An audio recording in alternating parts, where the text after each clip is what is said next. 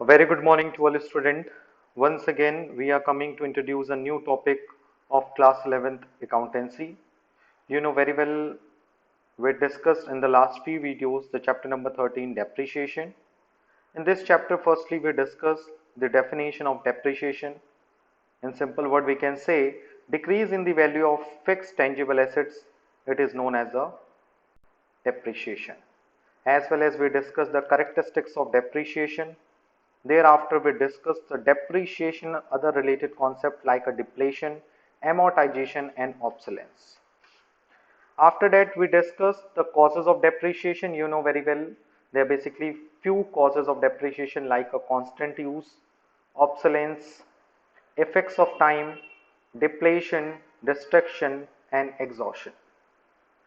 In the last video, firstly, you know very well we discussed the important topic of depreciation, that is a factor affecting the amount of depreciation. You know very well there are basically three factors which influence the amount of depreciation. The factors affecting the amount of depreciation. The first one is original cost of assets. Original cost of an assets. What is original cost?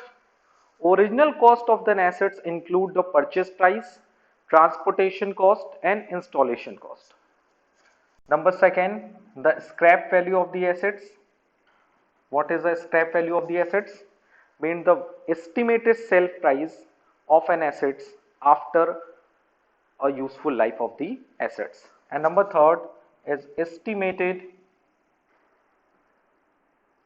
life of an assets, means the useful life of the assets which are estimated by the purchaser at the time of the purchase of the assets. As well as we discussed the difference between the concept of book value or written down value. What is book value or written down value? You know very well. Book value means the original cost minus total depreciation till the date from the purchase of the asset till the date of calculation of the book value, यानी जब से हमने assets खरीदा है और अब तक जब हम उसकी बुक वैल्यू निकाल रहे हैं तब तक का जितना भी डेप्रिसिएशन है जब हम किसी एसेट्स के ओरिजिनल कॉस्ट में से डिवाइड कर देते हैं, डिडक्ट कर देते हैं, तो which is comes to the book value. As well as in the last video we discussed the important numerical topic of this chapter, that is a accounting treatment of depreciation. In this section we discuss the few important journal entries. The first journal entries which are related to the charging depreciation. You know, in the last video we discussed the journal entry related to the depreciation. The first journal entry is when we charge a depreciation on a particular asset, so the entry will be depreciation account debit to assets. Second entry which are related to the total depreciation on the assets should be transferred to the statement of profit and loss account at the end of the particular year. यानी जब साल का अंत हो जाता है at the end of the accounting year में we transfer the depreciation amount to the statement of PL account. So the entry will be statement of PL account debit to depreciation. The second entry. The third entry which are related to the sale of assets, you know very well. Sometimes we sell the assets due to the any reason. So in this situation, the entry will be bank or cash or purchaser, the name of the purchaser to assets. Okay, and you know very well आप जब assets को cell करते हो तो या तो assets की cell पे या तो आपको प्रॉफिट होता है या तो लॉस होता है. So you know very well in the four generative which are related to the sale or purchase of the assets, profit or loss on sale of the assets.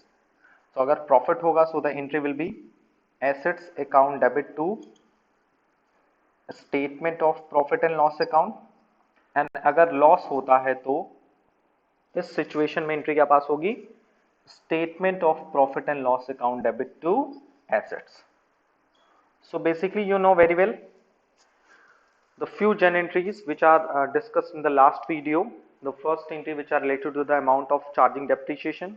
Second entry, at the end of the year we transfer the depreciation amount to the statement of PL account. Number third, when we assets sold, so this entry will be passed, and when we sold any assets, तो या तो profit होगा on the sale of the assets or loss on the sale of the assets. So in this situation, when we gain or profit from the sale of the assets, so the entry will be assets account debit to statement of PL, and when there is a loss on sale of the assets, so the entry will be statement of PL account debit to assets account. Apart from this एक जन entry आपके लिए बची हुई है, वो ये है कि you know very well some situation में ये ऐसा भी होता है कि आप एसेट्स को परचेस करते हो. सो इन दिस सिचुएशन एक एंट्री और याद कर लो, व्हेन एसेट्स परचेस्ड, जब हम एसेट्स खरीदते हैं. बेसिकली ये एंट्री मैंने आपको बताई हुई है जब हम जन एंट्रीज पे डिस्कस कर रहे थे. यू नो वेरी वेल कि ये टॉपिक ऑलरेडी डिस्कस है कि जब हम किसी एसेट्स को परचेस करते हैं, सो सिचुएशन में हम क्या एंट्री पास करते हैं, when we purchase any assets. In this situation the entry will be assets account debit to cash. अगर कैश के थ्रू कर रहे हैं तो टू कैश, बैंक के थ्रू कर रहे हैं तो टू बैंक, और अगर क्रेडिट पे परचेस कर रहे हैं तो सेलर का नाम, जो मुझे सेल कर रहा है एसेट्स. बेसिकली परचेजर यहाँ पर क्या होता है, डेटर होता है. जिसको हम उधार एसेट्स बेच रहे हैं तो वो मेरा डेटर बन जाएगा, और जिसको हम उधार एसेट्स सेल कर रहे हैं, जिससे हम उधार खरीद रहे हैं, वो मेरा क्या बन जाएगा, creditor. So it is depend on the situation कि क्वेश्चन में क्या लिखा है, आपको कैश परचेस करना है कि क्रेडिट परचेस करना है. और कैश परचेस करना है तो कैश के थ्रू परचेस करना है कि थ्रू चेक के थ्रू, यानी बैंक के through. So I hope it is clear for you. So now we will move to the today's topic. The first topic which we will discuss in today's video, the first one is method of depreciation. यानी you know very well जब हम depreciation charge करते हैं तो they are basically few methods by which we calculate the amount of depreciation on the assets, and they are different method are used for the application of the concept of depreciation of fixed assets. यानी जब हम fix asset पे depreciation charge करते हैं तो हमारे पास कई methods होते हैं जिनको हम स्टडी करके depreciation चार्ज कर सकते हैं. You can see on the images given on your screen. The following is the list of the method of depreciation. The first one is a straight line method. Second one is a written down value method. Third one is a sum of year digit method. Fourth one is a annuity method. Fifth one is a sinking fund method. 6 insurance policy method. 7 machine hour rate method. 8 depletion method. 9 revaluation method. 10 mileage method. So you can see that they are basically 10 method of charging depreciation. यानी किसी भी fix assets पे अगर हमें depreciation charge करना है तो we have a 10 method of the depreciation. So आपके मन में क्वेश्चन आ होगा, सर कितने मेथड पढ़ने हैं. So I want to explain you, according to your syllabus, according to your curriculum given by CBSE, it is very clearly mentioned in the note of the above mentioned method, straight line method and written down value method are most widely used. Only these two method are there in CBSE syllabus. यानी सिर्फ आपको दो method पढ़ने हैं. The first one is a straight line method and second one is a written down value method. So कोई confusion नहीं है. So you can see that according to the instruction given by CBSE, only two method used by you and two method study in your syllabus. That is, the first one is the straight line method, which is also known as the original cost method, and number two, let's we discuss the second method, that is a written down value method. So one by one, firstly we move to the first method of the depreciation, that is a straight line method. What is straight line method? So let's we discuss it. Under this method, depreciation is charged at a fixed percentage on a original cost of the assets. So you can see that कि original cost method में basically जो first method है जिसका नाम है straight line method, उस method में कुछ features given है. जैसे पहला feature इसमें clearly बता दिया हुआ है. The first feature is depreciation is charged at a fixed percentage on a original cost of the assets, यानी डेप्रिसिएशन जो चार्ज होगा वो किस से चार्ज होगा, फिक्स परसेंटेज पे चार्ज होगा, और वो भी किस पे चार्ज होगा, ओरिजिनल कॉस्ट पे चार्ज होगा. So I hope first line is very clear for you. Second one, the amount of depreciation remains equal from year to year. जो अमाउंट ऑफ डेप्रिसिएशन है, डेप्रिसिएशन की अमाउंट है, वो हर साल क्या होगी, इक्वल होगी, यानी हर साल के लिए अमाउंट ऑफ डेप्रिसिएशन इक्वल होगी. थर्ड वन लिखा हुआ है, the amount of depreciation is either a certain fix rate और is ascertain by the dividing the original cost less scrap value of the assets by the estimated life. The depreciation is so calculated charge annually will reduce the original cost of the assets to zero. देखिए जो इसमें third line है वो मैं आपको बाद में बताऊंगा कि इसमें डेप्रिसिएशन की अमाउंट कैसे कैलकुलेट करते हैं, बट अभी इतना मैं बता देता हूं आपको कि ये एक ऐसा मेथड है, स्ट्रेट लाइन मेथड डेप्रिसिएशन का एक ऐसा मेथड है जिसमें आपकी एसेट्स की वैल्यू जीरो हो सकती है, यानी कि एसेट्स की वैल्यू जो है एनुअली रिड्यूस होने के कारण ओरिजिनल कॉस्ट की वैल्यू कितनी हो सकती है, रिड्यूस टू जीरो हो सकती है. कैसे हो सकती है वो भी मैं आपको बोर्ड पे एक स्टेप्स के थ्रू समझाऊंगा. As the case may be at the end of its estimated useful life. Under this method, the amount of depreciation is arrived as under. So now पूरा पैराग्राफ पढ़ने के बाद the first method of depreciation that is SLM. SLM means the straight line method, या इसको हम लोग short form में और भी बोल सकते हैं original cost method. So basically दो मेथड आपको पढ़ने हैं, रिटन डाउन वैल्यू मेथड और स्ट्रेट लाइन मेथड.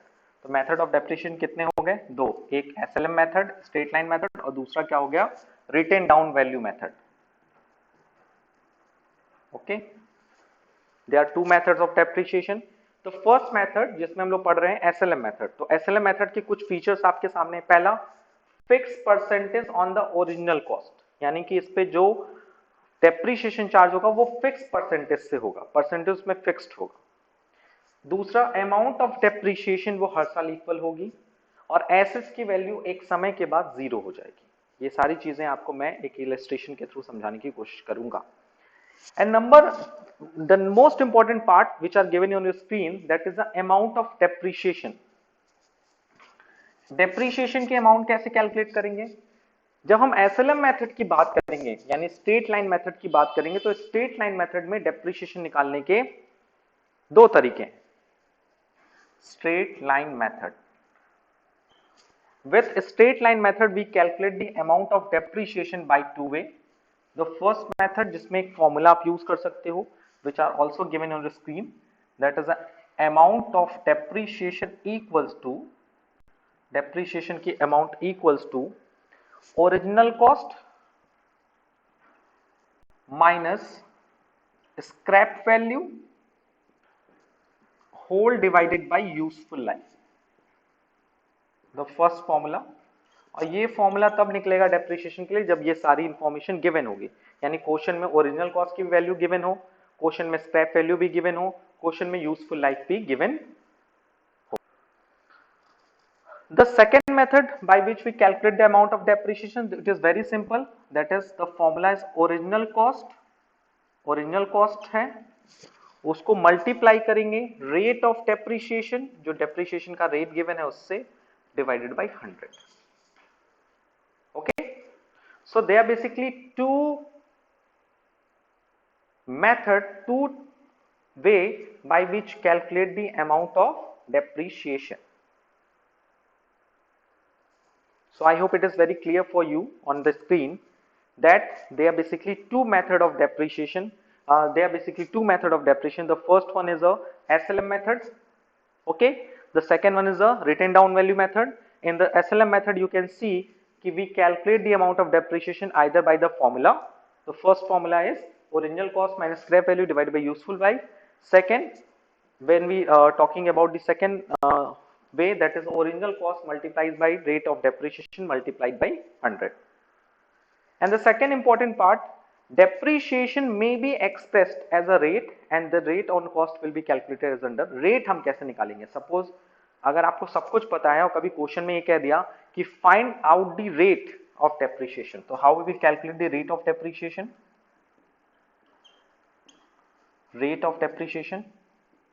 तो डेप्रीशिएशन का रेट निकालने का फॉर्मूला है, the formula of rate of depreciation is that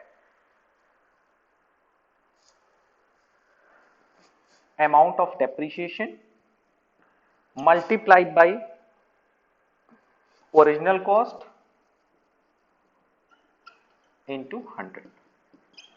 Okay, so please note down all the formulas given on your screen. The first one is how we will calculate the amount of depreciation, already given on the screen. The second is original cost into rate upon rate of depreciation to 100 divided by 100, and third one is the rate of depreciation. Okay, now we will move to the numerical part of this chapter. Now we will move to the first illustration of the chapter number depreciation, chapter number 13. A firm bought a machinery for rupees 1,70,000 on 1st April 2013 and 30,000 is spent on its installation. Its life was estimated to be 5 years. Its estimated scrap value at the end of the period was 20,000. Find out the amount of annual depreciation and rate of depreciation. इस question में दो चीज पूछा है, depreciation के amount बताइए और rate of depreciation बताइए. तो यू नो वेरी वेल इस क्वेश्चन में क्या क्या गिवन है. पहली चीज बोला है कि आपने क्वेश्चन मशीनरी को परचेस कितने में किया है.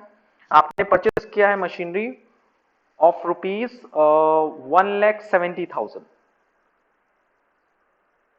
Okay, so the purchase price of machinery, that is 1,70,000. Second one, installation पे कितना खर्च हुआ है. इंस्टॉलेशन पे खर्च हुआ है 30,000. यू नो वेरी वेल, ये दोनों को ऐड कर देंगे तो क्या बन जाएगा, 2 लाख रुपीज आएगा. उसको क्या बोलेंगे, original cost. Okay, yes sir. Next part is original cost आ गया.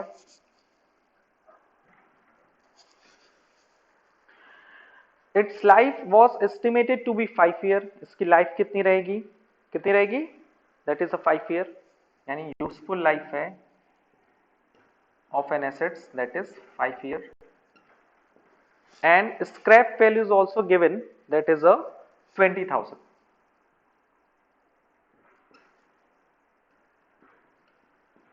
So you can see that the following information given in this question. So first of all हमें find out क्या करना है, annual depreciation. So how we will calculate the amount of annual depreciation? You know the formula of annual depreciation is original cost minus scrap value divided by useful life. ये मैंने short में लिखा है, अभी मैंने पूरा लिखा था. Original cost minus scrap value divided by useful life. तो according to the given information at the bottom of the question, that is original cost कितना है क्वेश्चन में. तो you can see that the original cost of the assets is 2 lakh rupees. Yes, 2 lakh rupees. And what is the scrap value? 20,000 and useful life is 5. So we can say that 2 lakh में से 20,000 गया तो कितना बचेगा, 1,80,000 divided by 5. So the annual depreciation is 30, 5 3s are 3, 36,000. So the annual depreciation is 36,000. Okay, ये पहला चीज पूछा था क्वेश्चन में. दूसरा क्या क्वेश्चन में पूछा था, rate of depreciation. The second information calculated by us, that is the rate of depreciation. You know what is the formula of rate of depreciation? The formula of rate of depreciation is amount of depreciation divided by original cost into 100. So कितना depreciation की amount आई है, 36,000. Original cost कितना है, 2 lakh multiplied by 100. So 30,30,20,20 that is 18%. So we can see that दो answer आएंगे. पहला answer आएगा the annual depreciation rupees 36,000 and second that the rate of depreciation is 18%. Please take it and please note down in your copy the solution. With the help of this question, we have to understand the concept of annual depreciation and rate of depreciation, ki how we will calculate the amount of depreciation and the rate of depreciation. Okay.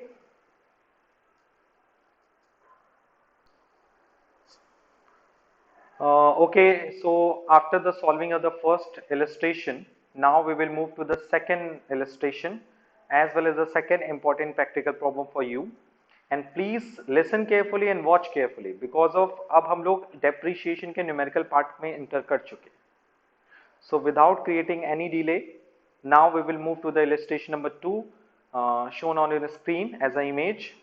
Illustration number 2, JC Maclean Limited purchased a machinery on 1st July 2013 at a cost of rupees का sign है वो question mark नहीं है 1,90,000 and rupees and spent rupees 10,000 on its installation.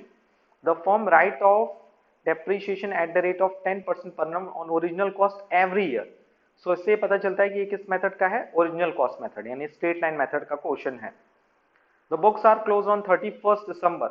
हर साल calendar year के according close होता है account यानी 31 दिसंबर को.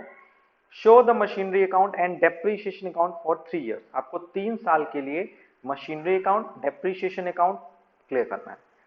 तो पहले तो मैं इंट्रोडक्शन दे दूं आपको कि इस क्वेश्चन में क्लियरली लिखा है कि मशीन खरीदी गई 1 जुलाई 2013 को. तो फर्स्ट ईयर एंड होगा 31 दिसंबर 2013, सेकेंड होगा 31 दिसंबर 2014 एंड थर्ड होगा 31 दिसंबर 2015. तो 3 साल का आपको डेप्रिसिएशन अकाउंट बनाना है as well as machinery account बनाना है. इसमें ज्यादातर जो डिफिकल्ट लेवल होता है वो मशीनरी का होता है. डेप्रिसिएशन अकाउंट बनाना तो चुटकियों का काम है. So please without creating any kind of suspense, now we will move to the solution of illustration number 2. So first of all we calculate the amount of depreciation. So you can see that in this question आपको ना useful life दिया है ना तो scrap value दिया है, यानी वो फर्स्ट फॉर्मूला अप्लाइड नहीं होगा. इसमें रेट ऑफ डेप्रिसिएशन गिवन है. सो यहाँ आप क्या करोगे, पहले तो ओरिजिनल कॉस्ट आप देख लो क्वेश्चन में कितना है. The original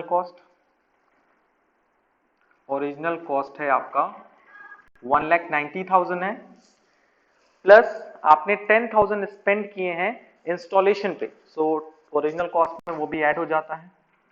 so the original cost of the asset that is 2 lakh. Okay, and rate of depreciation is 10% per annum. Okay, yes sir, इतना इंफॉर्मेशन है. सो एनुअल डेप्रिसिएशन कैसे निकलेगा, साल भर का डेप्रिसिएशन, एक साल का डेप्रिसिएशन कैसे निकलेगा, 2 लाख मल्टीप्लाइड बाई 10%. सो एक साल का डेप्रिसिएशन होगा 20,000. ये सर यहां तक तो बहुत आसान लग रहा है. ओके, ये हो गया आपका depreciation. Now we will move to the depreciation account. Firstly we prepare the machinery account. What is the formula of machinery account. So ये भी आपको ध्यान रखना है जब ये मशीनरी अकाउंट बनाएंगे. ओके, सो मैं यहां बनाता हूं machinery account. So first of all we write down the name of the account, machinery account, and thereafter we create a format. You know what is a format? Two side of the ledger account. Okay, the first column that is the date, second column is particulars, third column is amount, again date, particular and amount. That is a debit and here is a credit. Okay, so you can see the format. Yes sir. On 1st July 2013 यानी 2013 को आपने machine खरीदा. So you know very well, जब machine खरीदा सो उसकी entry होगी to bank. ये थोड़ा सा आप लोग समझ लीजिएगा. When we purchase any machinery, so the entry will be machinery account debit to bank. So machinery account के किस साइड पोस्ट होगा, टू बैंक. कब, जुलाई 1 2013.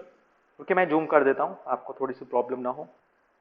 ओके, सो टू बैंक कितने का खरीदा, 2 लाख रुपीस का. ये पूरा ओरिजिनल कॉस्ट उसमें इंक्लूड हो जाएगा क्योंकि you know very well when we purchase any machinery and paid installation charges, so the total cost will be treated as a machinery account. क्योंकि पूरा का पूरा पैसा मशीनरी का ही कहलाएगा। ऐसा मैं नहीं बोलूंगा कि 1,90,000 इतने पे खरीद के लेकर आए 10,000 रुपये ये लिए, नो, आप पूरा बताओगे अकाउंट में कि आपका टोटल मशीनरी पे कितना खर्च हुआ, 2 lakh rupees. And you know very well 2013 के एंड में यानी कि दिसंबर 31 को आप बुक क्लोज करते हो, at the end of the year आप क्या लगाओगे उस मशीनरी पे, डेप्रीशिएशन लगाओगे। ओके, एंड एक साल का डेप्रीशिएशन कितना है सर, 20,000। अब आप बताओ एक साल का डेप्रीशिएशन 20,000 है, जबकि आपने फर्स्ट ईयर मशीन कब खरीदी है, जुलाई 1 में, क्लोज कब हो रहा है 31 दिसंबर। बहुत ही ध्यान से समझना, आपने मशीन साल भर थोड़ी ना यूज की फर्स्ट ईयर तो आपने मशीन कितने महीने यूज की, कैलकुलेट करिए, जुलाई, अगस्त, सितंबर, अक्टूबर, नवंबर, दिसंबर, सिर्फ 6 मंथ ही तो यूज हुए। इन द फर्स्ट ईयर आपने मशीन सिर्फ कितने महीने यूज की, 6 महीने, तो डेप्रिसिएशन साल भर का नहीं सर, 6 महीने का लगेगा। 6/12 बाई, बिकॉज एक साल में 12 महीने होते हैं, 6 मंथ का डेप्रिसिएशन कितना होगा, 10,000। ये तो कॉमन सेंस है कि साल भर का डेप्रिसिएशन 20,000 है, तो 6 महीने का कितना होगा, 10,000। और at the end of the year आप उसका क्या करोगे, बैलेंस भी करोगे सेम डेट को। अब उसकी वैल्यू क्या हो जाएगी, 1 लाख। यही है बुक वैल्यू। आप 2 लाख में से 10,000 क्या लगाया डेप्रिसिएशन, ना उसकी वैल्यू क्या हो गई, 2 लाख रुपए। Okay, yes sir. Next year move करें, yes. So the next year 2013 है, उसे नेक्स्ट ईयर पोस्ट करेंगे। 2013 का नेक्स्ट ईयर जब पोस्ट होगा तो क्या हो जाएगा, 2014 जनवरी 1। एंड यू नो ये बाई बैलेंस बीडी सीडी जो हो जाएगा वो क्या हो जाएगा, टू बैलेंस बीडी हो जाएगा। कितना रुपीज है, 1,90,000। फिर 2014 का एंड कब होगा, 2014 दिसंबर 1। भाई जनवरी 1 को न्यू ईयर बनाते हैं, दिसंबर 31 को लास्ट डे बनाते हैं, क्या लगाएंगे, डेप्रिसिएशन चार्ज करेंगे। And you know very well annual depreciation कितना है, 20,000। यहाँ तो साल भर एसेट्स यूज हुई, यस सर, यहाँ साल भर हुई। कैसे, जनवरी 1 2014 से 31 दिसंबर 2014 तक आपकी एसेट्स पूरे साल भर तो यूज हुई, जनवरी, फरवरी, मार्च, अप्रैल, मई, जून, जुलाई, अगस्त, सितंबर, अक्टूबर, नवंबर, दिसंबर, 12 महीने आ गया, यस सर, यानी पूरा साल भर यूज हुई। सो नाउ अब उसकी बुक वैल्यू क्या होगी eight 31 December 2014, 1,90,000 minus 20,000 that is 1,70,000। दूसरा साल भी क्लोज हो गया। ओके, सेकेंड ईयर क्लोज हो गया। Now we will move to the third year. Yes sir, third year में फिर फॉर्मेट बनाएंगे। मेरे पास स्पेस की कमी थी, तो दैट्स वाई मैंने क्या किया, फिर से फॉर्मेट बना लिया रफली। ठीक है, date particular amount, date particular amount के लिए शॉर्ट फॉर्म में, date particular amount, date particular amount. Okay, so you know very well last year balance कितना आया था 31 दिसंबर 2014 को, 2014 जनवरी 1 को बैलेंस कितना ट्रांसफर होगा। सर आई नो आप वीडियो को बैकवर्ड करके भी देख सकते हैं। So you find that balance कितना था, 1,70,000। फिर 2014 की एंडिंग कब होगी, दिसंबर 31 को, उस पर क्या लगेगा, डेप्रिसिएशन 1,70,000। साल भर का डेप्रिसिएशन कितना होगा, 20,000। So balance 170 minus 20 that is 1,50,000।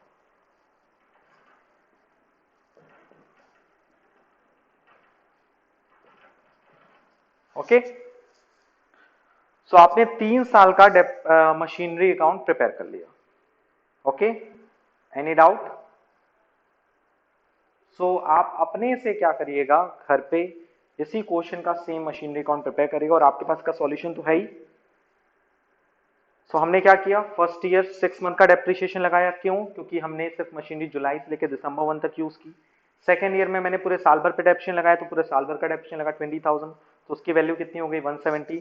Third year में आपका डेप्रिसिएशन कितना लगा, टोटल ईयर का 20,000, तो 1,70,000 में डेप्रिसिएशन कितना लगा, 20, नाउ उसकी वैल्यू कितनी हो गई, 1,50,000। So the answer is the value of the machinery on 31st December 2014 is 1,50,000। यही आपका आंसर होगा और यही वो देखना होगा उस एग्जामिनर को कि आपने प्रेजेंटेशन अच्छे से किया है कि नहीं किया। मेरी तरफ मैंने बहुत अच्छे से प्रेजेंटेशन किया है, यू कैन सी दैट।